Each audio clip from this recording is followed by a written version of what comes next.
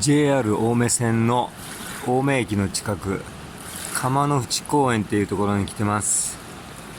10月13日の朝10時です。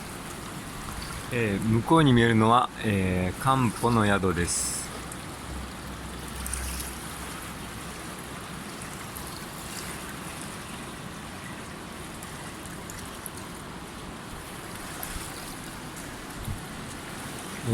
ここはもうちょっとすると紅葉でとても綺麗なところになります。